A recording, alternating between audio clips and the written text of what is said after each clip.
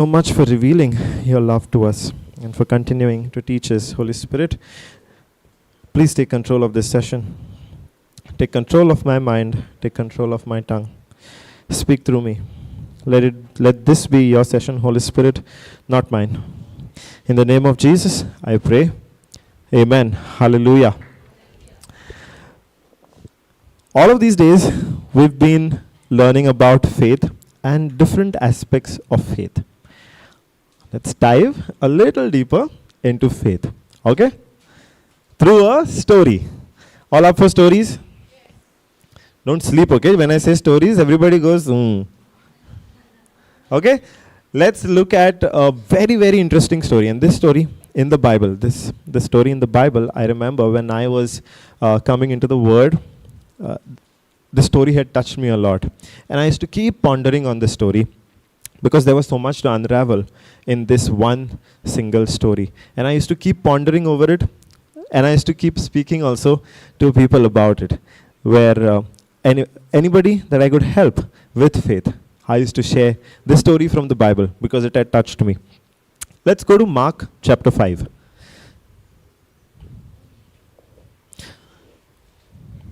I think verse 21.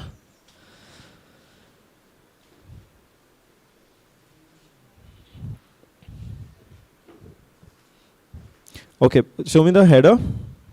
What are we talking about? Jesus heals a woman and Jairus' daughter. Okay? So, in one story, actually there are two stories hidden inside. Let's read. And when Jesus was passed over again by ship unto the other side, much people gathered unto him, and he was nigh unto the sea. And behold, there came one of the rulers of the synagogue, Jairus by name, and when he saw him, he fell at his feet, and besought him greatly, saying, My little daughter lieth at the point of death. I pray thee, come and lay thy hands on her, that she may be healed, and she shall live. Put that in AMPC. So what do we have over here? Jesus, there are people thronging to Jesus. And one among this big crowd coming to Jesus is a man named Jairus. And Jairus is coming to Jesus because Jairus' daughter is at the point of death. And is coming to Jesus, asking Jesus to heal his daughter. Hallelujah. Let me read again. This is in a different translation. From verse 21. And when Jesus had recrossed in the boat to the other side, a great throng gathered about him, and he was at the lake shore. So where was Jesus? He had just crossed the river, and he was still at the shore. And still, a throng of people were surrounding Jesus. Because we know that wherever Jesus went, a great multitude followed Jesus. Hallelujah. And among that crowd, one of the rulers of the synagogue came up, Jairus by name. And seeing him, he prostrated himself at his feet. Now Jesus enjoyed a lot of popularity among people, right? Correct? And he also enjoyed a lot of popularity among the religious leaders of that time. Correct? Yes? No, because he faced a lot of opposition from the religious leaders of that time, right? Now, this man, Jairus, is one of the rulers of the synagogue. Another translation will tell us that he was one of the officials from the synagogue. Now, synagogue is a place of worship where all of the religious leaders come together, right? So Jairus would be known by all of these religious leaders. Yes? he would be knowing those religious leaders. So imagine his state. He would have, being exposed to all these religious leaders, he would have definitely heard the opposition that they had against Jesus. Yes? He had received that seed, right? He would have heard. We have learned in our previous session, the words that we receive here are seeds. So Jairus also would have received that seed of opposition against Jesus. Yes? Hallelujah. And yet, he's coming to Jesus. Yet, he's coming to Jesus. So what is he choosing to do? He's choosing to come to Jesus despite all of the negative things he had spoken about him. He would have required a lot of boldness to do that, right? Because he was one of the officials of the synagogue. He was in touch with all of the religious leaders. He could have thought, if I go to Jesus, I'm going to be ostracized, I'm going to be persecuted by the people that I work with. Yes? Yet, he chose to come. Now in our life also, sometimes we are held back thinking, what will people say? What will people think? We do want to share the word at home, with our neighbors, with our friends, with our colleagues. We have that desire. We have that desire to share the word. Yet we hold back thinking, what will people say? Because of the persecution that we might have to face. This is the very thing that we are not seeing in Jairus. He is yet coming to Jesus. And he begs him. He prostrates himself at his feet. What does that mean? He simply did not come to Jesus asking for a favor. He prostrated himself at his feet. That means he believed in Jesus despite all of the things that he had heard in opposition to Jesus. If he had simply come to Jesus as any other healer, he would have treated it as a simple transaction. Jesus, I come to you, you heal my daughter. But here, he's coming to Jesus and he's prostrating himself. He's showing his reverence, his respect for Jesus over here. And then he goes on and begs Jesus, begs him earnestly, saying, my little daughter is at the point of death. Come and lay your hands on her that she may be healed and live. Hallelujah. So is Jairus expressing his faith in Jesus over here? Yes. First of all, he's expressing his respect, his reverence to Jesus. And by asking Jesus to heal his daughter, to come and lay his hands on his daughter, he's expressing his faith in Jesus. Hallelujah. When we too come to Jesus, we do the same, right? Every day. Over here, the day starts with praise and worship, where we express our reverence for God, where we glorify God, where we express our praise and thanksgiving to God. Yes? But deep in our heart, we have also come with a request to God, right? We have also come with a desire, just like Jesus, to receive something from him. Yes? Because we do have respect for Jesus. That is why we are here. We do trust in his name. That's why we are here. But we also have faith in him that whatever we desire, we can receive it from him. Yes?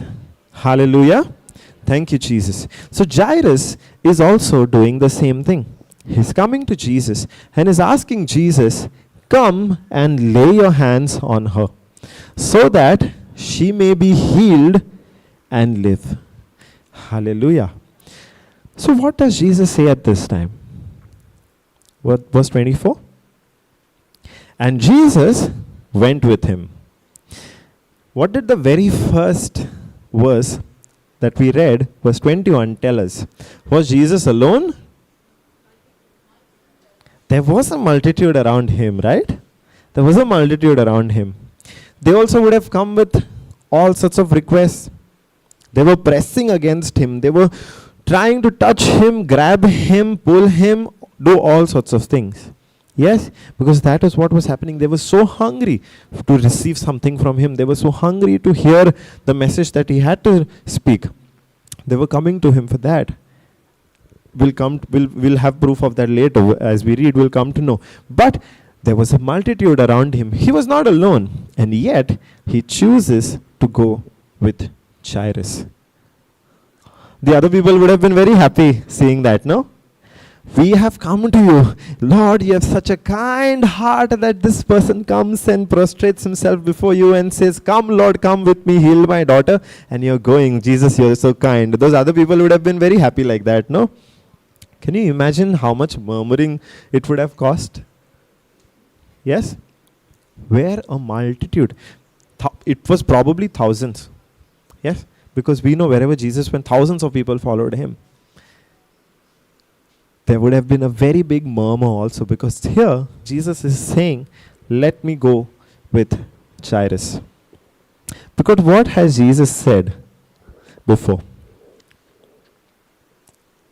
If there are 100 sheep, and if even one of them is lost, I will go in search of that one sheep and save him. Hallelujah.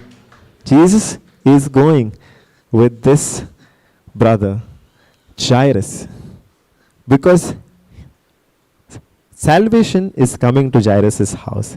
What is Jesus carrying himself? It is not just healing, right? Because Jesus, wherever he went, preached salvation. Hallelujah. So Jesus is deciding to go with Jairus. And yet the crowd kept following Jesus. Hallelujah.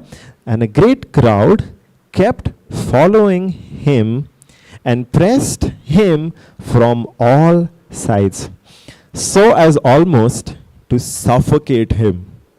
I took this translation because it paints a very nice picture for us. There was a crowd big enough, and they were following him, and they were clamoring for Jesus' attention, that it was almost as if Jesus was suffocating. Imagine how close they would be. Yeah?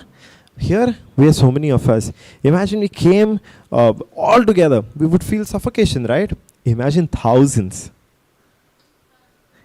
They've all followed him. They kept following him and pressed him from all sides, so as almost to suffocate him. Does that discourage Jesus? Saying, "Arey yaar, what is this inconvenience? Okay, is he telling Jairus, wait, let me talk to this crowd first. Let me disperse all of them, and then I will come with you." Is Jesus saying that? No, right? He's still following that one sheep who prostrated himself before him, who showed his respect and reverence for him, and who expressed his faith in him. Hallelujah. Jesus chooses to go with that one man, Jairus. Verse 25. The crowd was following him, right? The crowd was kept following him. And Jesus is going with Jairus. Okay? Now what happens? There was a woman who had a flow of blood for 12 years and who had endured much suffering under the hands of many physicians, and had spent all that she had and was no better, but instead grew worse. So in that crowd, in that multitude, there was one woman who had been bleeding for 12 whole years. When I was reflecting on this scripture, I was reflecting at a time when I was receiving a healing, my healing from a sickness. And that sickness also that I was going through made me bleed. And when that was happening, I imagined my state and I imagined her state. I wouldn't bleed every day. Yet, this woman was bleeding every day for 12 years. When I was bleeding, I was very thin. I would lose energy. I would get tired very soon. Yet, there was this woman who was bleeding for 12 whole years. I cannot even begin to imagine what her state would have been, how weak she would have been, how thin, frail she would have been. And she wasn't just that. It looked like nothing was working out for her. She had spent all her savings, all that she had, on trying out so many different cures, so many different physicians, but nothing was working out. And nothing was working out. It was neither getting better. Instead, it was getting worse. Now, when you see a situation, you're trying out each and everything that the world has to offer, and instead of the situation getting better, it gets worse. Very nice, hopeful scenario, right? You exhaust all your savings on doctors, and instead of getting better, it's just getting worse. It's not been 1 year, it's not been 2 years, it's not been 3 years. It's been more than a decade, 12 years that you are going through an illness. It might have looked like she was losing hope, yes? But yet, she was there in that crowd. Why could she have come in that crowd? She would have heard about Jesus. So when she heard about Jesus and all of the healings that he performed, it would have kindled a hope in her. Yes? Yes? Now when we hear testimonies, when we see our fellow brothers and sisters receiving the word and receiving their blessing from that word, receiving their salvation, does it kindle a hope in us also? Yes? It kindles a hope in us, right? We had learned about Abraham, who, if he had to look at his physical circumstances, there was no hope for him to become a father. Yes? But when he received that one word from God, his hope was kindled. And when his hope was kindled, he did not look at his circumstances, which made the situation hopeless. The situation may seem hopeless, but when we take the word of God, that word gives us hope. Gives us hope. And when we were answering our little Baba's question, we took the scripture, Hebrews 11:1. In that, we learned faith is the assurance of things hoped for. Assurance of things hoped for, and the proof of things that we do not see. So, when we receive the word of God, we get hope. And when we attach our faith to it, that faith becomes the assurance that what we are hoping for is surely coming to pass. Because by faith, I receive it now. Hallelujah. So Abraham, without considering his physical circumstances, he hoped. Yes, that hope was kindled. And the same way, let's go to Mark 5. The same way, this woman, if he had to look at the physical circumstances, 12 years, more than a decade, exhausted all her savings on doctors, nothing is working out. Instead of it getting better, it's getting worse. Yet, when she hears about Jesus, she would have definitely heard about Jesus. When she hears about Jesus, she comes with hope. Hallelujah. She comes with hope. But could it have been easy? Could it have been easy for you? You imagine yourself absolutely weak, probably not even able to walk properly. Yet, she is coming to Jesus in that multitude when thousands are pressing against him, even to the point of suffocating him. And she's coming in that crowd. She's holding on. What is she holding on to? That hope that she had. That hope that she had. Yes, she's coming. And next verse. She had heard the reports concerning Jesus, and she came up behind him in the throng and touched his garment. Did she simply hope and sit with that hope? No, right? She put it into action. And for action, while answering Same Baba's question, we saw believing is that action based on the message that we heard. Yes? And for that action, we need faith. Yes? So she also had heard a message about Jesus. And she took an action based on that message. Hallelujah. She came up behind him in the throng, pushing, shoving her way into Jesus. The other people also would have been resisting, no? Imagine you are in one single line at some office. You have to stand in one queue. Does the person, there's just one person in front of you. Does that person allow you? That person also wants something, no? Does that person allow the one behind to go in front? No, right? Even if somebody tries, there will be so much of shoving and shouting. Imagine the scene here. Each and every person is coming to Jesus for something. It's like there is somebody else trying to push her way forward and get her blessing before. Everybody is waiting, right? There could have been anger. Those other people also would have resisted she coming through. Yet, she manages, even in her frail state, even in her weak state, manages to reach Jesus and touch his garment. Why was she able to do that? Because she had received the message, she had taken an action. But in the meantime, she kept saying, if I only touch his garments, I shall be restored to health. What did she do?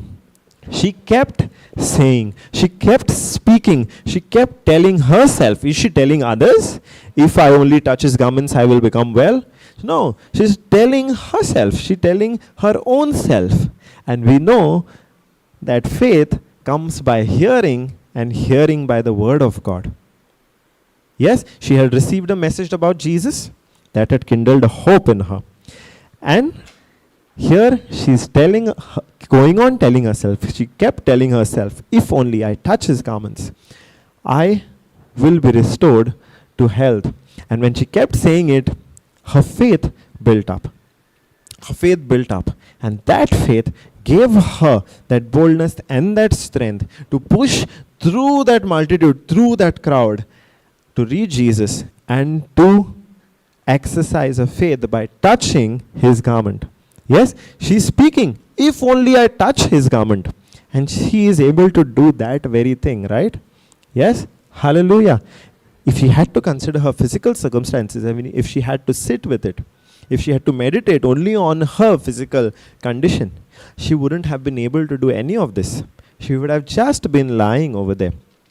We know in another story in the Bible, there was one man who could not walk, and he was sitting by this pool, where it was said, after every some days, there was a period mentioned, an angel of God comes down, stirs the water, and the first man to go into that water becomes well. He was there for years. He was just sitting. He knew that his healing is right there, but he was not able to go for years. And even when Jesus came to him and said, do you want to become well? That man replies and say, but there is no one to take me to the water. What is he meditating on? Is he meditating? Is he meditating on his healing? He is instead meditating on his sickness. I cannot walk. There is nobody else to carry me. I can't go there. Even when Jesus himself is coming to that man and asking him, do you want to be well? His focus is still on his sickness. So what does Jesus do? He asks him again. No. Listen to my question. Do you want to be well? And then that man says yes. And then Jesus says, get up, take your mat and walk. This is a different story. What was that man focusing on? His sickness. What is this woman focusing on? Jesus. Hallelujah. And she's able to come up even against opposition and go and touch his garment. And immediately, her blood, the flow of blood was dried up at the source. At the source. And suddenly, she felt in her body that she was healed of her distressing ailment. The minute she touched Jesus' garment, she received a healing. But where did that healing dry up from? The sickness dry up from? The source, the root. What happened to the fig tree that Jesus cursed? At first its leaves dried, then the branches dried, and then the bark dried, and then finally the root dried. No? No? Oh, I thought this was the process. No. What happened? The root dried up first. Because when the root dies, can the tree remain healthy? If the leaves dry first, the leaves can regrow, right? If the branches die first, even the branches, the dry branches can fall and new branches can grow. Yes, because the root is healthy. The root is sustaining the tree.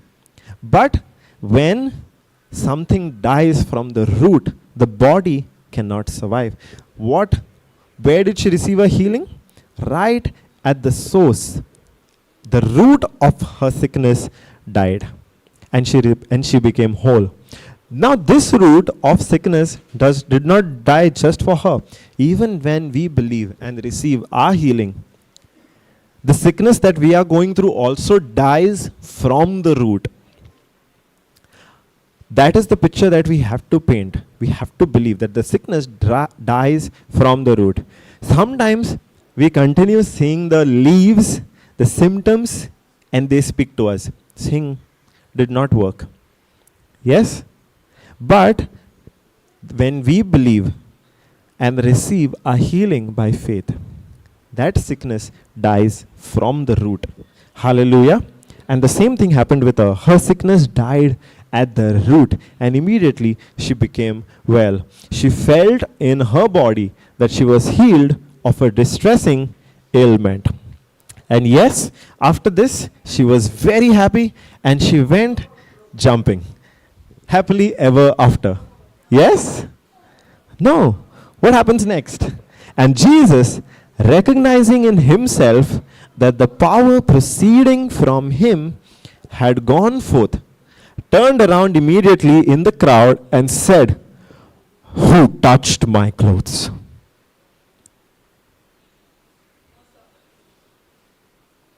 Hallelujah. Jesus was very angry. He asked, "Who touched my clothes?" Was he angry? No. No. He was amazed that somebody had enough faith just to touch him and power would leave his body. Hallelujah. He felt power proceeding from him had gone forth, and he immediately turned and he wanted to know who was that person who had that faith, who had exercised that faith. Hallelujah. Hallelujah. And the woman, what did she do immediately? Did she come forward? Next verse. Even the disciples were like, "Jesus, can't you see all these people around you? There are so many people around you. What kind of question are you? Everybody is touching you. Why are you asking who touched me?" And the disciples kept saying to him, "You see the crowd pressing hard around you from all sides, and you ask, who touched me? They're all touching you." And Jesus is still, verse 32, still, Jesus kept looking around to see her who had done it. But the woman, knowing what had been done for her, though alarmed and frightened and trembling. Why was she alarmed? Why was she frightened? And frightened enough to tremble.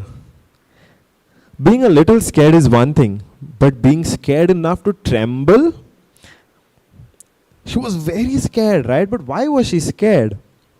Because at that point, if anybody had found her at that point, you know that women who would bleed, they would not be allowed in religious places. They would not be allowed in public places because they were considered unclean.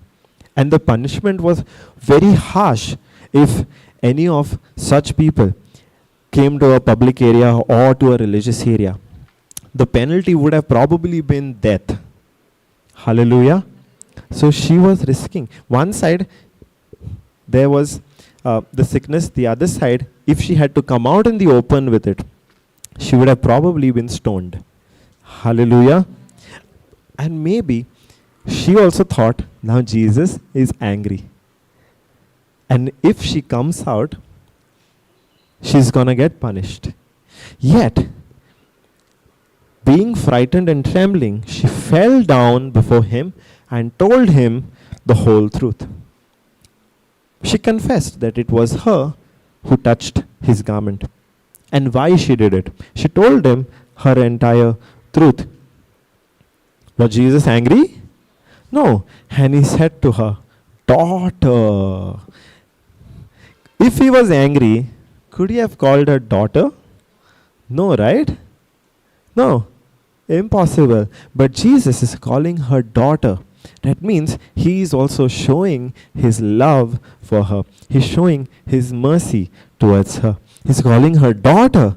Your faith, your trust and confidence in me, springing from faith in God, has restored you to health. Hallelujah.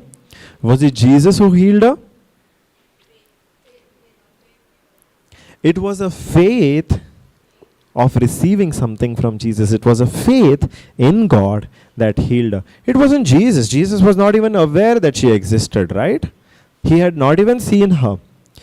Who was exercising the faith? The woman was exercising her faith by only touching the garment. She did not even ask him.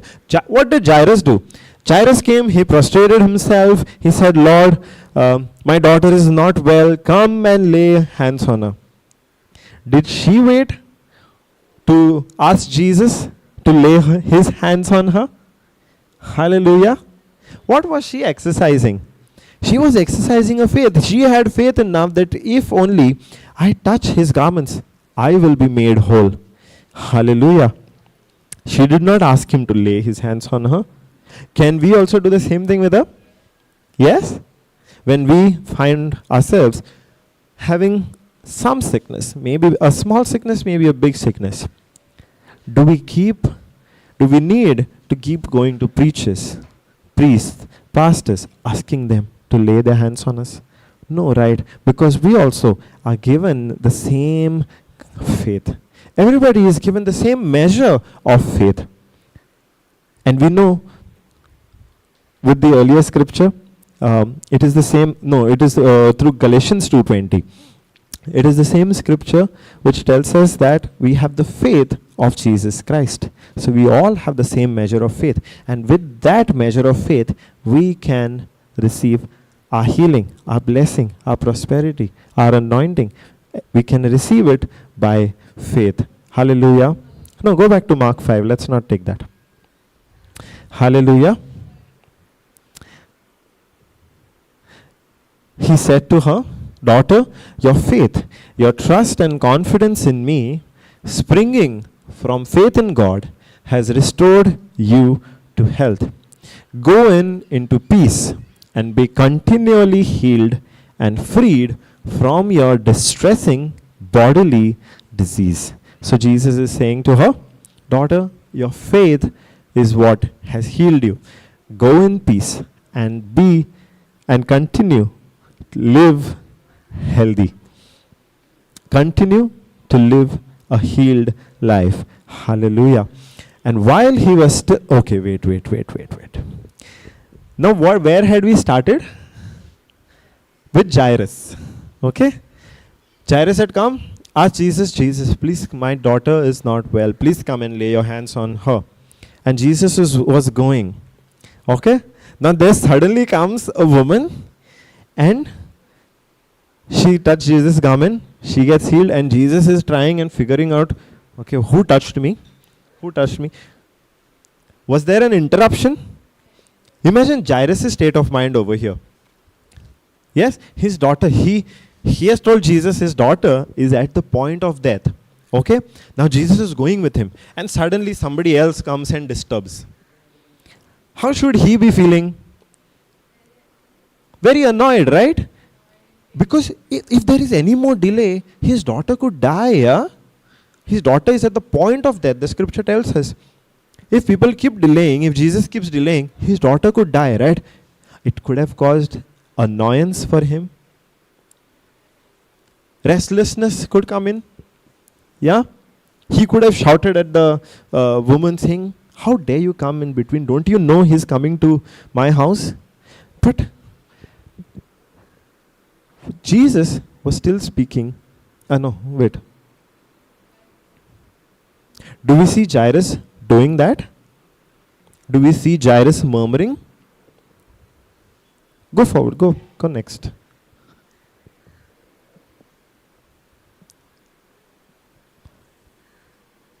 No. Where we had stopped, yeah, 34. Scroll down, 30. Let's go to 35. 35, we're scrolling up.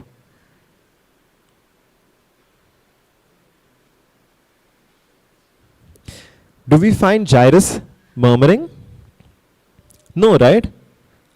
It's not. The Bible does not tell us where he got angry, he got annoyed, he started murmuring. But what happened? What happened? While he was still speaking, who is it? He. Who is the he? While Jesus was still speaking, there came some from the ruler's house. Who's the ruler? Jairus. Who said to him, to Jairus, your daughter has died. Wouldn't Jairus be sad at this point? This is something that he did not want, right? And this is something for which he had come to Jesus with. And there was a delay. Yeah? There was a delay. He could have been so devastated to hear this word, right? That his daughter had died. Imagine a child's death. It is not easy for any parent to go through a child's death, right? And here, Jairus had come with hope. When Jesus was still going with him, he still had that hope. And here somebody is coming and telling him, your daughter is no more. Your daughter has died. So why even bother and distress the teacher any further? Why even take him? She's dead. No, anyway, what will he do coming with you now? It's very sad news, right? But what happens next? Overhearing. Who overhears? Let's go to verse 36. Overhearing, but ignoring. Now this word, no, is very, very beautiful. Jesus overheard them telling the news to Jairus. But does he consider it? Hallelujah. What did we speak earlier to brother's question? We discussed those 4 points. One of them, the first one was, receive a word from God for what you desire. Second, call things which be not as though they were. Third, do not consider contradicting physical circumstances. What was the physical circumstance over here? That Jairus' daughter had died. That's the word that Jairus had received. And Jesus also had heard it. But is he considering that word? Is Jesus considering that word? No. In fact, he is ignoring that word. Because what was that word of? That word was not a positive word. That word is not a word that could kindle hope, that could help Jairus keep his hope and faith. That word could have destroyed the faith that Jairus had. Yeah? He was hoping for something, and he had expressed his faith. And when he receives word that that very thing that he's hoping for, then now there's no chance of it. It's going to shatter his faith, right? Yet, Jesus chooses to ignore that word and says to the ruler of the synagogue, do not be seized with alarm and struck with fear. Only keep on believing. In our previous teachings, we have seen different scriptures and different stories where God is repeatedly telling people when they are faced with a challenge, when they are faced with an enemy, when they are faced with bad news, God keeps telling, do not be afraid. God keeps telling his people, do not be afraid. Because what is being afraid? It is that demonic spirit of fear coming inside us. Yes? And if that spirit of fear comes inside us, there cannot be faith. Faith cannot work. Faith and fear cannot exist at the same time, right? So if faith comes, faith goes out. So here, Jesus is also telling Jairus to not be afraid, but only keep on believing. Hallelujah. Now next, Jairus would have been even more angry at Jesus, saying, you delayed. You started speaking to that lady. If you had come, my daughter would be saved. And now you're telling me, no, don't be afraid, when my daughter is already dead. Is Jairus saying any of that? No, right? What does Jairus do? He continues to go with Jesus. He continues to believe. He obeys the instruction that he received from Jesus. Did Abraham obey the instruction that he had received from God? What was the instruction? One of the instruction was, his name was Abraham. God tells him, change your name to Abraham, which meant the father of many nations. Hallelujah. Did Abraham obey that instruction? He did. He started calling himself Abraham, right? We had learned about King Jehoshaphat. He faced a battle and God gave him an instruction. Go out, but you won't have to fight that battle. Go and simply stand still at the place I tell you to. Did King Jehoshaphat obey the instruction from God? He did. Even when it did not make sense to him. When physically, looking at his senses, obeying that instruction would have looked absolutely foolish or absolutely risky. Despite that, both Abraham and King Jehoshaphat, whose examples we saw in the past teachings, they obeyed that instruction. And here again, we have Jairus obeying Jesus' instruction. To not be afraid, but keep on believing. Hallelujah. How do we know that he kept believing, that he obeyed Jesus' instruction? Because we know that Jesus did reach Jairus' house. Let's read on. And he, who is this he? Jesus. And he permitted no one to accompany him except Peter and James and John, the brother of James. So what is Jesus doing over here? He's leaving behind that crowd. If Jesus was surrounded by a crowd, they had all stopped, right? Because Jesus was asking, who touched me? And that conversation was still going on. And during that conversation, the message is received that Jairus' daughter has died. So they had stopped. They were not moving. So if Jesus overheard it, there were chances that the other people also would have heard it. Yes? 100% chances, right? Because they were so close to each other. Other people also would have heard it. But what is Jesus doing over here? First of all, Jesus is ignoring that word. And he's asking Jairus to ignore that word. And he's going a step ahead.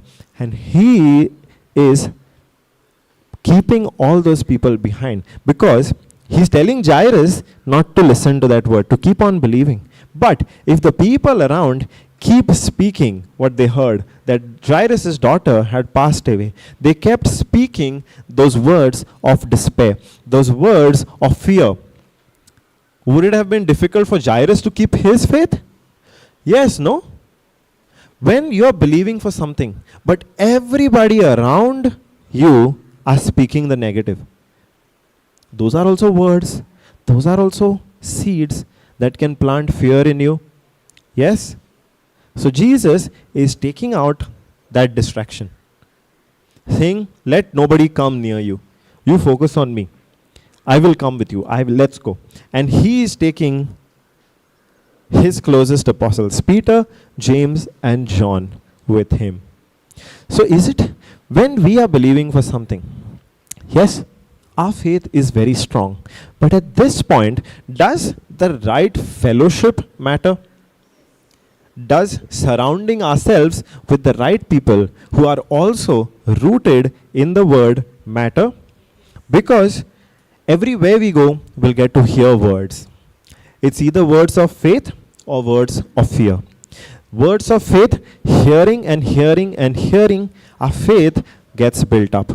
But if you introduce words of fear, then that contaminates that faith. And our faith keeps getting weaker and weaker and weaker. And instead, fear starts building up. Fear starts growing and growing and growing if we keep hearing the words of fear that the people around us speak. So it is absolutely important that for us, when we are rooted in the word, we are applying the word.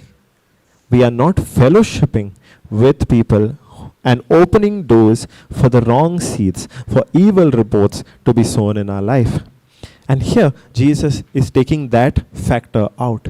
He's leaving all of the people behind who could have caused fear in Jairus' mind. And is taking his most trusted apostles. Hallelujah. His closest apostles, Peter, James, and John, with Jairus. And when they arrived at the house of the ruler of the synagogue, Jairus, he looked carefully and with understanding, and the tumult and the people weeping and wailing loudly. What was happening at Jairus' house? All of the people that were gathered, they were already believing that Jairus' daughter had died, right? So they were mourning, and they were not mourning like sitting in a corner, simply shedding tears and not crying. They were weeping and wailing loudly. Now looking at that also, can unbelief come? Because after all, Jairus is seeing that. Yes? That weeping and wailing could speak to him. His senses could be telling him that, Arey, your daughter is really dead. Now what can be done? She's dead. She's dead and gone. What can be done now? His senses could be talking to him, right? But is he saying anything? All this while, the only words that the Bible tells us that Jairus uttered are the very first words where he said, come Jesus, come and lay your hands on my daughter so that she may be healed. And despite what has happened later, the Bible does not tell us Jairus uttered any words. Jairus has been quiet all the time. He's not speaking words of doubt and fear. Hallelujah. But he's following Jesus' instruction of keeping on believing. Hallelujah. So now they are at Jairus' house and they see people crying loudly, mourning for Jairus' daughter who has passed away. And when he had gone in, he said to them, who is this he? Again, it is Jesus speaking. He said to them, why do you make an uproar and weep? The little girl is not dead, but is sleeping. Hallelujah. What is Jesus? Is Jesus also seeing that people are actually mourning for the daughter? But what is he choosing to consider? What is he choosing to consider? His own authority. In his mind, what is the end goal? Jairus' daughter is healed and healthy. Jairus' daughter is restored to health.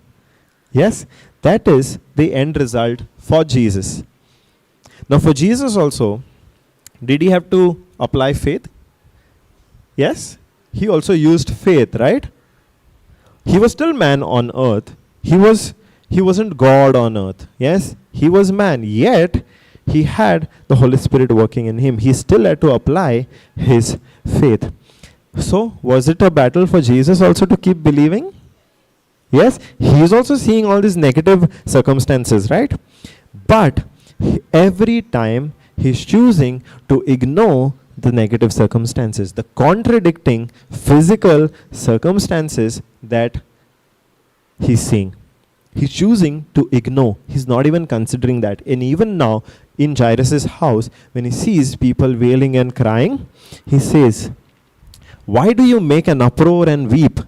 The little girl is not dead, but is sleeping." Yesterday, we studied this principle from Romans 4:17 of calling things which be not as though they were. And we understood the difference between calling things and denying things. Yes? Denying things is saying, despite you having a sickness, denying things is saying, I am not sick. I am not sick. But calling things is when you, despite you having a sickness, you're saying, I am healed. So calling things is calling for that which you want to manifest. Calling things does not mean speaking as if, speaking what you don't want to see. You don't want to see a sickness. So calling things is not saying I am not sick. Calling things is saying what you want to see. Now over here, when I studied this principle here, I'm saying, the principle of calling things says, we should not say we are not sick. We should not deny things, right? But over here, is Jesus saying the little girl is not dead? So he's denying it, right?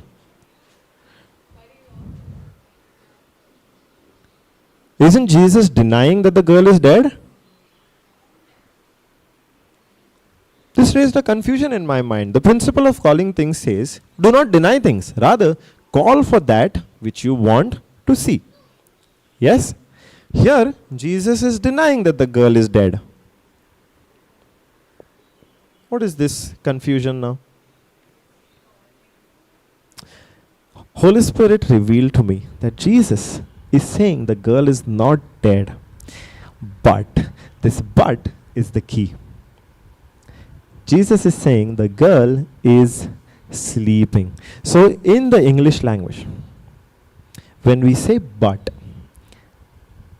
what comes before that but, it gets cancelled, right? By what comes after the but. Yes? So here, Jesus is saying that the girl is not dead, but she is sleeping. So he is calling for the girl to be sleeping. Hallelujah. In his mind, the girl is already healed. And he's continually focusing on just that. He's not letting the circumstances speak to him. He's ignoring the contradicting physical circumstances. And now he's calling the girl asleep. He's calling the girl, she's sleeping. Hallelujah. Now, they all would have, Jesus spoke, no? So they would have clapped and cheered and celebrated that the girl is simply sleeping. Did they do that? No. What did they do? They laughed and they jeered at him. Have you found yourself in a similar situation where you spoke by faith, but somebody in your family laughed at you? Your friends laughed at you. Your colleagues laughed at you, saying, what nonsense are you speaking? What nonsense are you speaking, man? First of all, how are you speaking like that? You're saying, I am healed, I am blessed, I am rich. What are you? God? Anybody found yourself in a situation like this? Where you got questioned, you are speaking like this. What are you? God? You think you are as powerful as God? What was your response? Sorry, I didn't mean to offend you. Was it your response? What are you speaking on? Are you speaking your words or are you speaking the words of God? When you say, I am healed, people might be laughing at you. But what are you speaking on? You are speaking the word of God. If somebody asks you, hey, you think you are God? Your answer shouldn't be, I am not God, but I am like God. I am called to imitate God. Hallelujah. Yes, we are like God. Hallelujah. We are not God, but we are created in the image and likeness of God. We are like God, and we do not speak our own words, but we speak His words. Now, speaking His words make me like God. Then those who are speaking the words of the devil, do they become like the devil? Hallelujah. There are people speaking words from the devil. Then by that logic, they should become the devil. No. But when we speak words of faith, yes, we are not calling ourselves God. We are imitating our God. Hallelujah. Because we are speaking our faith in that Almighty God. Praise Jesus. Thank you, Jesus. And when Jesus called Jairus' daughter that she's sleeping, he also had people laughing and cheering at him.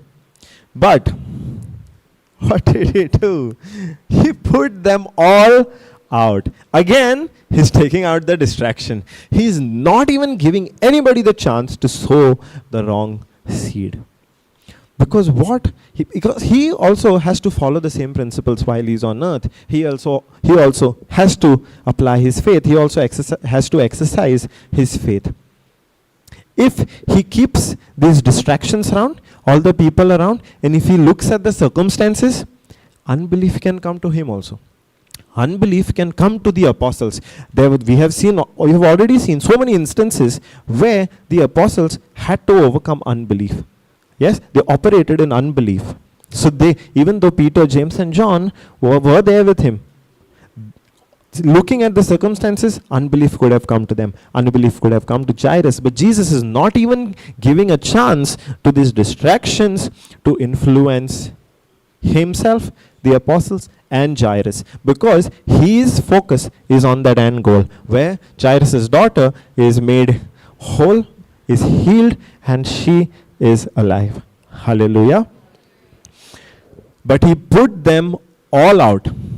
And taking the child's father and mother and those who were with him, he went in where the little girl was lying. And gripping her firmly by the hand, he said to her, Talitha Kumi, which translated is, little girl, I say to you, arise from the sleep of death. Hallelujah. So, did Jesus only go and make a prayer, sat at the girl's bedside and said, Lord Jesus, that time he couldn't have prayed. Right now we say, Lord Jesus. At that time he said, Father God, I pray to you, Father God, give life to this girl. I pray to you, Father God, make her come alive, Father God. Did he say any of that? What did he do? He spoke to her. Now please don't misunderstand me. I'm not making fun of anybody. But these are the prayers that we get into.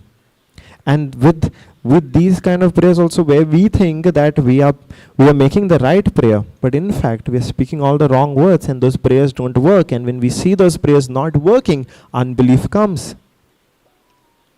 I have done this. Forget about anybody else. I have made prayers like that. Closing my eyes with full fervor, I prayed prayers like that. God, you do this. God, you do that. God, heal me. God, do this. None of those prayers would get answered. And then unbelief would come to me saying, why are my prayers not getting answered? But is Jesus simply making a prayer? No. He's exercising his faith. Hallelujah. How is he exercising his faith? He's speaking to the girl and telling her, come on, get up. In which chapter in Acts do we come across Peter and John? They find a paralytic outside the temple. Acts 3. Okay, let's not go there. I will. Okay. Over here, they find the beggar. And they say to the beggar, looks to Peter and John. Was it Peter and John only? Yes. They look to Peter and John and he says, he's expecting something from them. And they say, we don't have gold or silver to give to you. But with what we have, we tell you, get up. They also are speaking like Jesus. Yes? What is Jesus doing? He's speaking to that girl and saying, arise. Yes? And Peter and John, later on in the book of, in Acts of the Apostles, we find they are also speaking to that man like that. Come on, get up. Now, do both the person receiving the healing and the person ministering the healing, both of them require faith? Yes? Correct? If I am coming to you and asking you to lay your hands on me, I need to operate in faith, right? But at the same time, do you also need to operate in faith? Yes? If Jesus had to simply speak, yes, he would be speaking. But he went a step ahead, exercised his faith, and held her hand and asked her to get up. The same thing Peter and John did. When they asked that man, you can read it in chapter Acts 3, when they told that man, by what we have, we command you, get up. They did not simply speak the words, they extended their hand so as to help that man get up. If Jesus had to see Jairus' daughter alive, he also had to exercise his faith, helping her get up. Hallelujah. So Jesus also, seeing, come down a little bit. Yeah. No, verse 41. So he gripped her firmly by the hand, and then he spoke to her, helping her get up. Not simply making a prayer, not simply speaking words. Hallelujah. And what happens next? And instantly the girl got up and started walking around, for she was 12 years old. And they were utterly astonished and overcome with amazement. Hallelujah. Now in all of this, can we learn faith from Jairus? He came, right? He came to Jesus. He expressed his reverence. He expressed his respect for Jesus. He prostrated himself in front of Jesus. Hallelujah. And then he expressed his faith in Jesus by asking Jesus to come and lay hands on his daughter. He finds hurdles on the way. The very first one being a delay, because somebody else decided to come and interrupt Jesus while he was coming to his daughter. There was a delay. Yes? Does he get angry at that time? No. Does he start murmuring, complaining, saying, why are you delaying? If you delay, my daughter might die and all of that. Is he speaking words of fear and unbelief? No.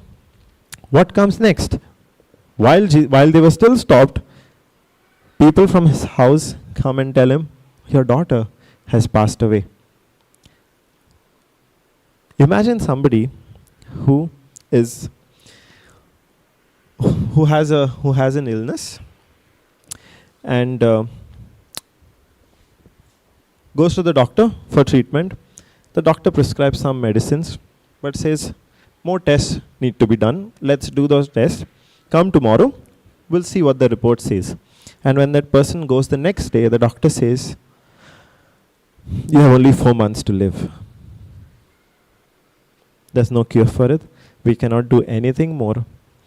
You start putting your affairs in place. Do your will. Spend time with your family. Because you only have 4 months to live. What can that do to that person? That can devastate a person, right? Because those are words that build fear, that bring fear to that person. Hallelujah. The same thing would have happened. In Jairus' daughter's case, it wasn't even that she has only 4 months. He receives the news that she is already dead. He was hoping that Jesus would heal her. But now she is dead. One hope he had. And the news comes to him that what he was hoping for is for nothing. It's dead and gone. But before he could speak anything, Jesus says, do not be afraid. Do not even consider what they are telling you. You keep believing. You started with believing. Now you keep believing. Is Jesus' instruction to us the same? Do not be afraid. Keep believing. Because these are the two things where we fail most often, right? Where we start looking at the circumstances, where we start looking at all of the negative words that the people around us speak, and fear comes in. Yes, we start fearing. The sickness starts looking bigger than the problem. When you have loans and then you lose a job, those loans start speaking to you. And they say, the situation looks so much bigger. How will I pay my installments? What will happen? How will I provide for my family? The situation starts speaking louder to us. And fear comes in. We open the door for fear when we consider the physical circumstances which are contradictory to what we are hoping for. But here, Jesus is telling Jairus, first of all, do not be afraid. Don't let fear in. And I think this is an understatement. We don't stress enough on this, because God is repeatedly telling his people, do not be afraid, because he knows what fear does. Because he knows how much of a grip fear can have over a person. And once that fear has that grip over that person, how that fear destroys that person, God knows. And he's warning his people again and again and again, do not be afraid. Do not give even an inch, even a centimeter, even a millimeter for fear in your life. That is God's repeated instruction for his people. And here, Jesus is also telling Jairus, do not fear, but keep believing. Keep believing. What was Jairus' hope based on? Jesus, right? What is our hope based on? Jesus, right? Hallelujah. So, if we have to remove fear out of our life, that place cannot be empty. It needs to be filled with something. If there is no fear, that place in the heart cannot be empty. It needs to be filled. So what do we fill it with? Faith. Let's imagine our spirit as a container. Okay? If we remove fear out, that container cannot remain empty. So we need to keep filling that container with faith. And how does faith come? By hearing, and hearing by the word of God. That is one way. What's the other way faith comes?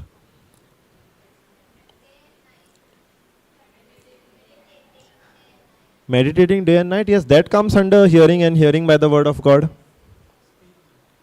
Speaking. That's it.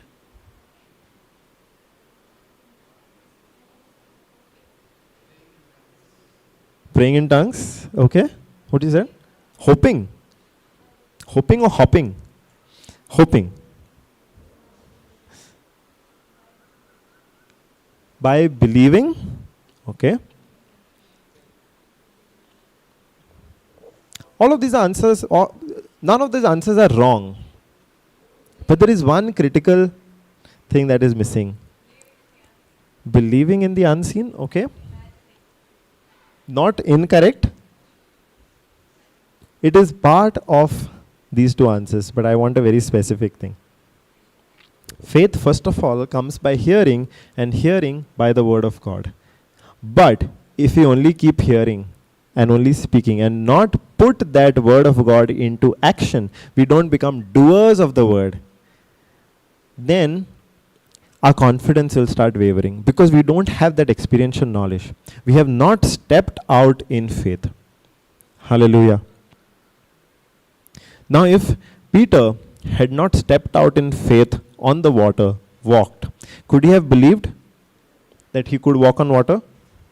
No, right? It required an action from him. It required him to follow Jesus' word, Jesus' instruction, which said, come. Yes? So faith comes by hearing, first of all, by hearing, and hearing by the word of God. Yes, not simply. I know you all are aware of this distinction, but it is very important to be aware of this. Faith does not come by hearing and hearing the word of God. Faith comes by hearing, and hearing by the word of God. How many of y'all know the difference of this? Really? None of y'all? 1, 2. What is the difference between hearing and hearing the word of God and hearing by the word of God?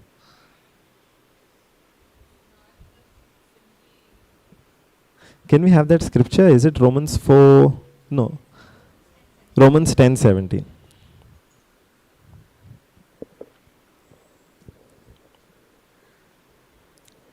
Let's go to KJV.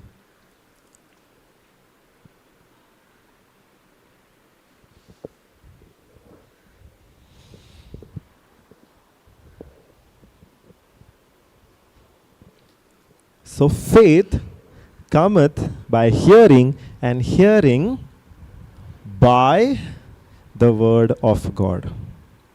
Hallelujah. So what's the difference? Hearing the word and hearing by the word.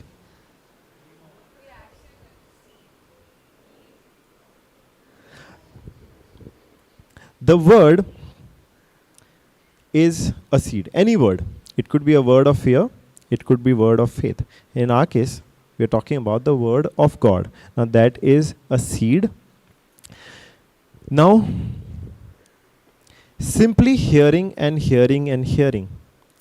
Where is that hearing coming from? A preacher's mouth. Yes?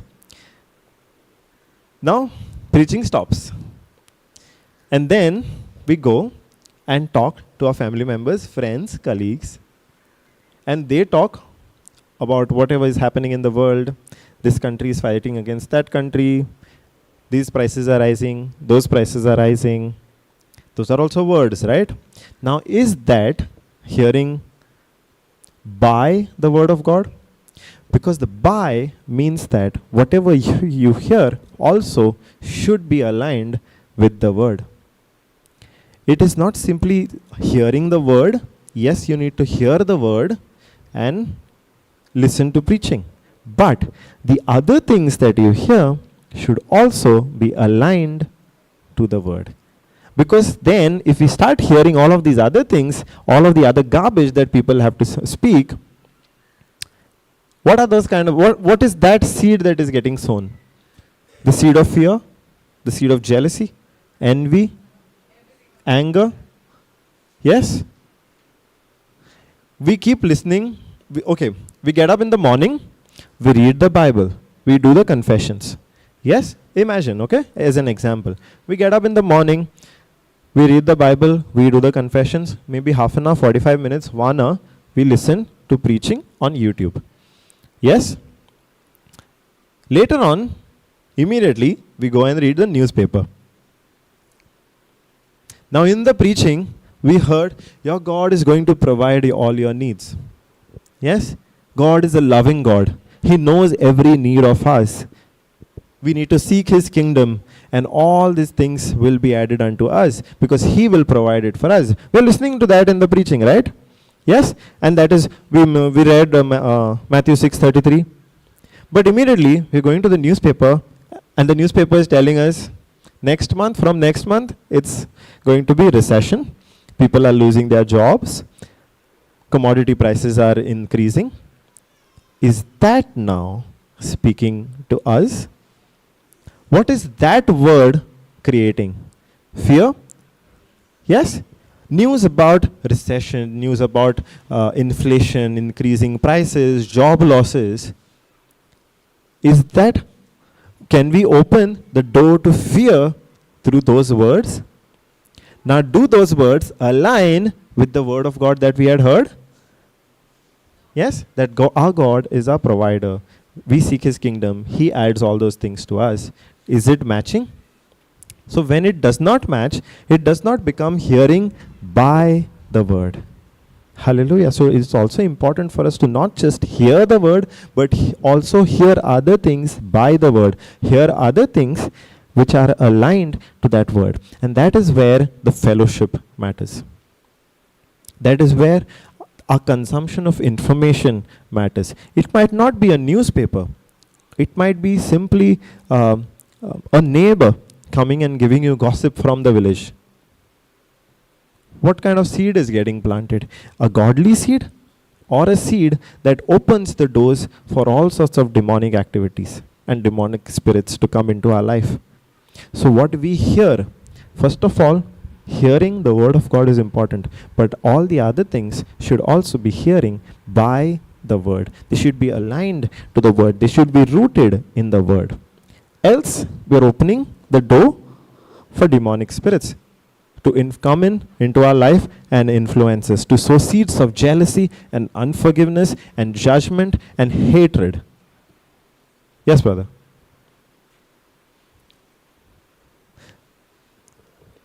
So, we know that faith comes by hearing, and hearing by the word of God. So, now is Jesus taking out all of the distractions that Jairus could focus on Jesus? Yes? Repeatedly, he is taking out those distractions, right? Immediately, he is ignoring whatever word, negative word that is coming, whatever evil report is coming. Hallelujah. We had learned about evil report, right? When we learned about the Israelites, the spies who went out to the land and came back with an evil report. What was that evil report? A report that contradicted the word of God. In very simple terms, an evil report is a report that contradicts the word of God, which is the truth.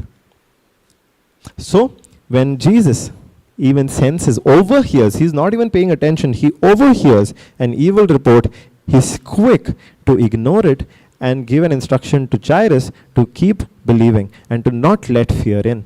Later on, he comes and sees people. He ignores also the people who are laughing, who are making fun of them for believing. Despite the physical circumstances saying, your girl is dead. Hallelujah. So Jesus is ignoring the people who are laughing at them also. And that's can people laughing at us affect us? Yes? Forget people outside. Can our own family members laughing at us, not accepting what we believe, not accepting our faith, affect us? Yes? What is Jesus doing over here? He is ignoring it. A few days ago, we saw David doing the same thing. When David was meditating on how victory against Goliath was the right of the Israelites because of their covenant with God, his own brother taunted him. His own brother came against him, saying, I know how naughty you are. I know what is there in your heart. Did David pay attention to his brother's negative words? Hallelujah. He did not. He immediately ignored that word that could have caused fear and that could have caused doubt in his mind. Here Jesus is also immediately ignoring the people who are laughing at them. Later on, he sees people who are reacting to the situation. We also learned the difference between responding and reacting, right? Responding is, we have a situation, okay? Reacting to that situation is acting in accordance to that situation. Hallelujah. When we learned about this, we took the example of somebody who has knee pain. Okay? He's at the ground floor. He's saying, I have knee pain. Now his reaction to that situation of knee pain is going to be that I'll sit down only. I have knee pain. I cannot climb up the stairs, so I'll sit down. Anyway, on the loudspeaker I can hear, so I can listen to the preaching on the ground floor. I will not come up. That is he reacting to that situation of knee pain. Hallelujah. But in the same situation, there is another person who's responding. That person also has knee pain. But he has the word of God, which tells him, by the wounds of Jesus, you have been healed. So he's taking that word and responding to that situation by saying, I am healed by the wounds of Jesus. So I can now climb the stairs and I will come up and sit. So he takes that action based on the word of God. Everybody understood? Reacting is an action based on the circumstances. Responding is an action based on the word of God. Hallelujah. So, why did I get there? um, they were laughing at him. So he's taking out the distraction. He's seeing the people who are reacting to the situation. If Jairus had heard, so many people, the news about Jesus had spread across countries, right? Despite them not having the kind of media access that we have now, the word about Jesus had spread across countries, and people across countries were coming to him. So somebody from Jairus' family also would have heard about Jesus. But Jairus is the only one who chose to exercise his faith. Hallelujah. Jairus is the only one who chose to exercise his faith. The people at home, they saw the daughter passing away, and they reacted to that situation. They reacted to that situation and they started crying. But when Jesus sees that, is he reacting all this while? Is he reacting? No, he's responding to the situation. He's acting in faith and responding to the situation. The same is a call for us also, to not react based on the circumstance, but to respond based on the word of God. Hallelujah. So Jesus is also, okay, they are reacting, but what is Jesus doing them? He is also ignoring them, putting them all out, so that they are not around Jairus. And now the scripture told us that he took Jairus and the girl's mother, Jairus' wife, into the room, and his 3 apostles. He does not want any distraction from the faith that they were operating in. They are going to raise somebody from the dead. And Jesus is careful not to allow even a little bit of fear to come in. He is taking out all those distractions. Hallelujah. Now to this little girl's question earlier, when we go out of here, there will be distractions. But can we take out all of those distractions? Can we make that choice to keep believing, to keep our focus on Jesus and not allow any space in our life to distractions? Hallelujah. Jesus is doing the same thing over there. He's taking them all out and he's continuing to believe, because he also is exercising his faith. He also is exercising his faith in his words and in his actions. From the beginning, what has Jesus spoken? Do not consider the physical circumstances, because he's speaking by his faith in the end result, right? That the end result is going to be that the girl is going to be well. And even now, he's exercising his faith in words by telling the girl to get up, to arise. And he's gripping her hand so that he can help her get up.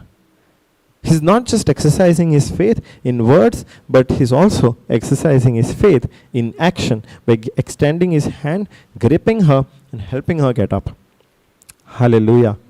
Now in all of this, was Jairus quiet? Was Jairus quiet?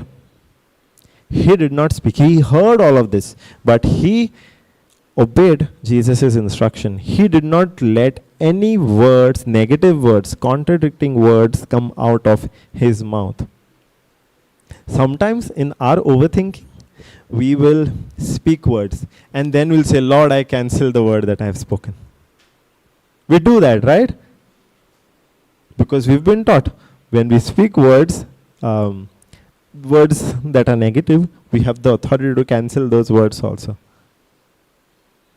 Why are we relying on cancelling those words and not first only changing our thinking so that those words don't come out at all? Every time, do we remember to cancel the words? Do we even every time recognize the mistakes that we make in our words? The wrong words that we speak?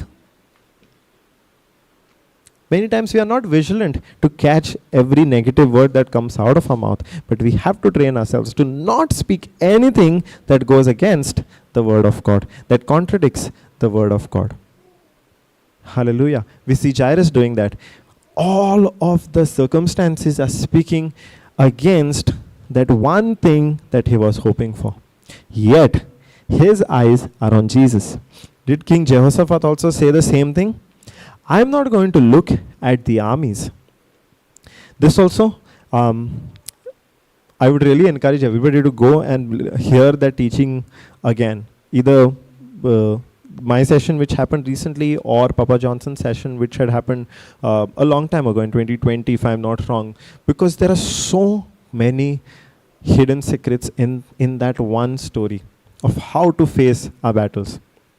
Hallelujah. I would highly encourage you to go and watch that teaching again.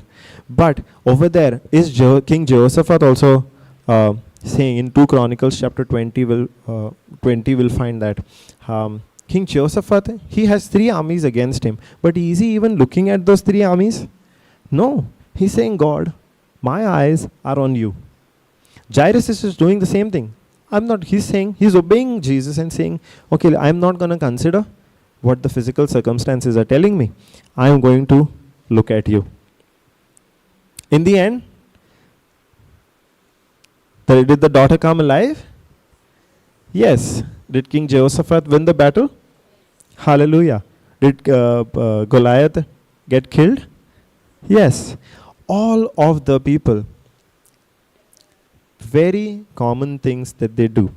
And in all of them, the message is the same. First, focus on God. Do not let fear come in. Do not be afraid. Hallelujah. Keep believing. Keep believing. Is it simply believe or is it keep believing? What did we learn a few days ago? It's not the truth that sets us free. It is when we continue in Jesus' word, then we know the truth and the truth sets us free. Simply hearing the truth once is not going to set us free. Because the minute we hear the truth, we hear something else opposite to it, immediately we have forgotten the truth. Simply hearing the truth once is not going to set anybody free, but continuing in that word of God will teach us the truth. And continuing in that word, knowing the truth will set us free. Hallelujah. So we need to continue in the word of God. We need to keep believing. Did Jairus have to take that journey of keeping believing? Yes. On that journey, hurdles were there. There were points where he could have let in unbelief, fear, and spoken something contradicting to what he was believing. But he kept his faith. He kept believing on that journey home. And even when, what was his biggest obstacle? When he sees his family crying. Not even that. When he actually sees his daughter lying on the bed. He would have seen that, right? When he entered the room, he would have seen his daughters lying over there. Yes? Imagine a parent's state. Yes, he's believing. Fine, he's taken that. He's still not seen his daughter. Easy to believe. But when his daughter, who people have told him is dead, is actually in front of him, can it break him? Because he's seeing with his own eyes. Even until now, it's somebody else who has given him the news. And on the other side, Jesus is talking to him. But until he reaches that room, he's not seen his daughter. And when he sees his daughter in front of him dead, can it break a person? Could it have broken his faith? Even despite that. That was his biggest battle to keep his focus at that time.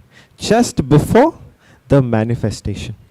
In our journey of faith also, our biggest battle comes just before the manifestation, because that is the time that the devil will put all his power in trying to get you out of your faith. Because he knows your manifestation is close. So he's putting all effort to sow a seed of fear or that seed of unbelief in your life. If we keep our faith, if we keep believing through that battle also, then we see the manifestation. Hallelujah. Did Jairus see the manifestation? He did. His daughter was alive. But he had to go through that journey. He had to apply. He had to keep exercising his faith. Hallelujah. Praise Jesus. So, can we take these lessons from Jairus? To, first of all, place our trust in God. Have faith in God. Not get offended when somebody seems to waste our time, when somebody tries to come against us. Jairus did not get offended when that woman interrupted Jesus going with Jairus, right? He did not get into offense. It was easy to get into offense. It is easy to get angry with somebody. It is, like we said, a family member itself might come against us when we act in faith. At that time, it is easy to get angry with that family member.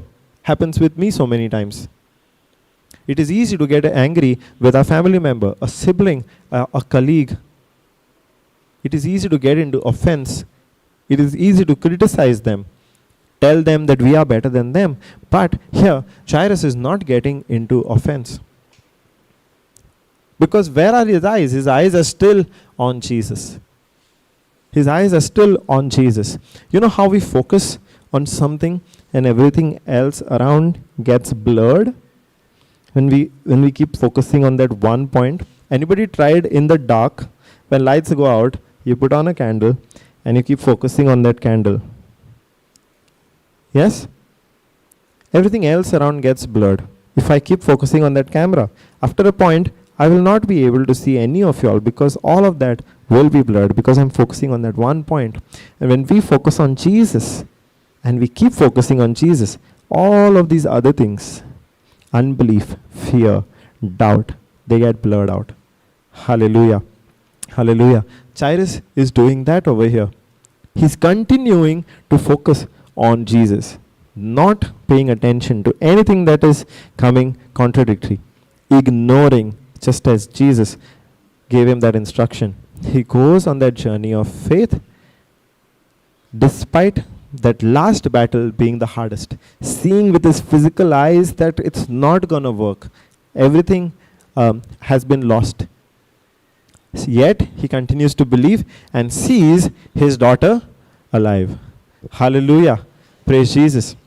So it is the same lessons of faith that we need to apply in our life. The same lessons of faith helped me keep believing and receive my healing. When the doctor told me that I had a sickness that is incurable, it is these lessons that helped me receive my healing. When I did not have a job and I was praying for a job, it was these lessons of faith that helped me receive the jobs from God's abounding bounty. Hallelujah. These lessons of faith make it very easy for us to go through that journey till we have our manifestation. Praise Jesus. Thank you, Jesus. Hallelujah. Anybody has any questions? Okay, before going to that question, to brother's question earlier, is faith a spirit? Now, according to Galatians 5:26, we saw that the faith was a fruit of the Spirit. Now, just like the spirit of faith, which we saw in 2 Corinthians 4:13. Okay, let's see. Galatians 5:26. But the fruit of the Spirit, this Spirit is which Spirit? Capital S. So the Holy Spirit. If it was lowercase s, it would have been our spirit, the human spirit. Yes? So, but the fruit of the Spirit, Holy Spirit, is love, joy, peace, long-suffering, gentleness, goodness, faith, meekness, temperance. So faith is a fruit of the Spirit. That was Galatians 5:26. If we go to 2 Corinthians 4:13.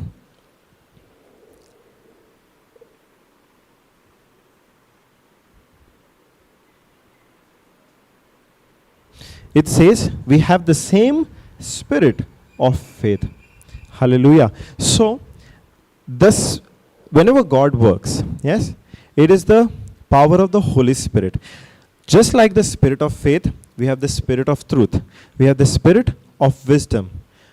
All of them are the manifestation of the same Holy Spirit. It is the Holy Spirit itself, but a different manifestation. That is why we call it the spirit of faith. When the Holy Spirit manifests in faith, when the fruit of the Holy Spirit of faith manifests, we call it the spirit of faith. When the spirit of wisdom when wisdom manifests from the Holy Spirit, we call it the Spirit of wisdom. So it is a spirit, but it is the same Holy Spirit, just a different manifestation of the Holy Spirit. Hallelujah. Any other question?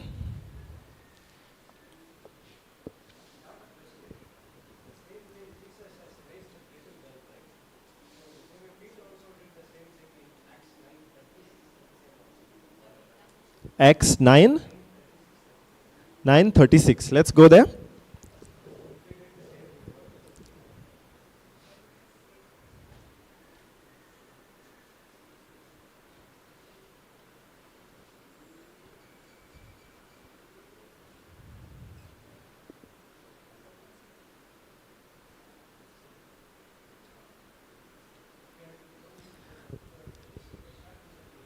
Okay. From 36, no?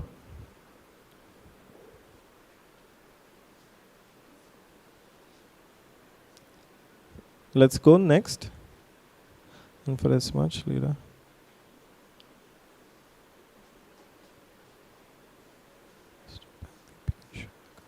Let's go 40.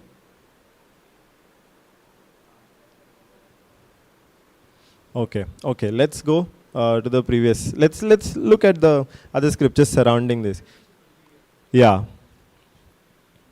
So here we are going to see how, just as Jesus raised Jairus' daughter by speaking to her, saying Talitha Kumi, which means little girl arise, Peter imitated Jesus and did the same thing.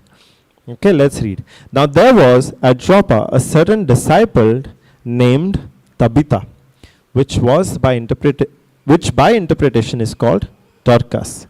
This woman was full of good works and alms deeds, which she did. So we have a woman, a disciple named Tabitha, interpreted as Dorcas. She was full of good works. She was a good person. She lived a good life. And good works and alms deeds which she did. And it came to pass in those days that she was sick and died, whom when they had washed, they laid her in an upper chamber. So she passes away. And according to the customs, they wash her and lay her in an upper chamber. 38. And forasmuch as Lydda was nigh to Joppa, and the disciples had heard that Peter was there, they sent unto him 2 men, desiring him that he would not delay to come to them. So the people who were tending to the woman, Tabitha, they were also disciples. And they came to know that Peter was in the town, that Peter was around. So they sent somebody to go and call Peter. Then Peter arose and went with them. When he was come, they brought him to the upper chamber. And all the widows stood by him, weeping and showing the coats and garments which Dorcas made, while she was with them. So when Peter arrives at where the woman was laid to rest, they take her. He also sees, just as Jesus saw the family members, the people around weeping and wailing, Peter sees the same thing. But Peter put them all forth. What did he do? Peter also put them all out. Now we know how Peter is imitating Christ, right? Because how did Peter learn? Because Peter was with Jesus when Jesus had raised Jairus' daughter. So he remembers that, and now he's repeating those actions. And Peter put them all forth and kneeled down and prayed.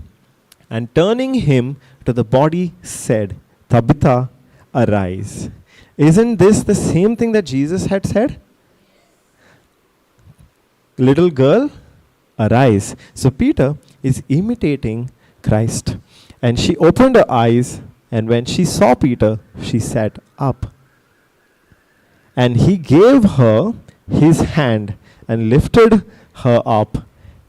And when he had called the saints and widows, presented her alive. So Peter is imitating Jesus in not just words, in actions also. Jesus spoke to the little girl and said, "Little girl, arise." Peter is also telling this woman, Tabitha, he's speaking to her by name and he's saying, "Arise." Jesus gripped that little girl's hand and helped her up. Peter is also giving the woman his hand and lifting her up, exercising his faith. Hallelujah. This is a very beautiful example of how Peter imitated Jesus in exercising his faith. Thank you, brother. Very beautiful example. We are called to imitate Christ. Hallelujah. We are also called to be imitators of Christ. How do you know? Who told you? Ryan, are you called to imitate Christ? Who told you? Ryan says, the Bible says. Ephesians 5:1. Let's go there. Let's look at that scripture. Where we are also called to be imitators of God. Let's go to the AMPC.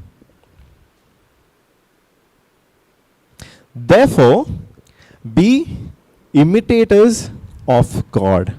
What do we mean by being imitators of God? We need to copy Him and to follow His example. What did Peter do? Did he copy Jesus? He spoke the same words. He did the same action. Hallelujah. Did he see the same result? Yes. So Peter imitated God, copied Him and followed His example like a child, a well-beloved child. Why are we called to imitate God?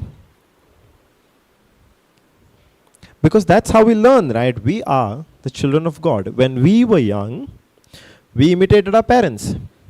Yes? Now, when we are young in the Word, we are learning from the Father. We learn by imitating Him. Peter did the same thing and he saw the same result. Hallelujah. Praise God. Like well-beloved children, imitate their father. Praise God. Hallelujah. Hallelujah. Thank you, Jesus. Beautiful example.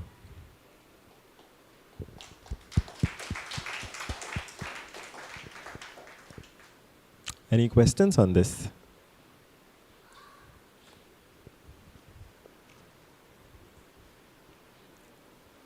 I have a question. Can we speak the same words? Can we do the same action and raise somebody from the dead? How many are confident we can do that? Lord, you are seeing all these hands raised, and I believe by faith that one day we are going to have all of these people have come here and testified of how they imitated Jesus and raised the dead. Hallelujah. Thank you, Jesus. Praise you, God. If there are no more questions, shall we wind up? Yes? Would anybody like to make the Thanksgiving prayer?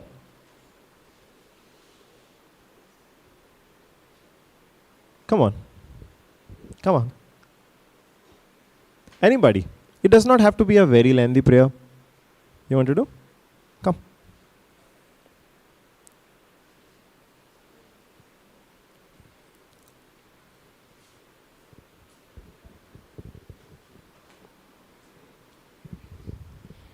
Thank you, Jesus, for this precious day, and thank you for gathering in your name, O Lord Jesus. Thank you, Jesus. You talk through, brother, like how to operate love. We are walking love because your love, your unconditional love dwells upon us. It's never ending. Your love was true, your love was patience, your love was kind, your love was not jealousy, your love was not envy or boasting, O Lord Jesus. Thank you for your teaching us about your love. And your love was like scripture says, 1 John 4:18. perfect love casts out every fear. This is the true love, yours, O Lord Jesus. No matter what other says, what other does, that is a temporary love. But what you did in your cross, this is permanent love, O Lord Jesus. Because you love so much and you sacrifice your life to each of one of us, O Lord Jesus. Because you loved us so much, and because nobody will destroy, nobody will perish, have been eternal life, and it is written, O Lord Jesus. I will make this prayer in Jesus' name. Amen and amen.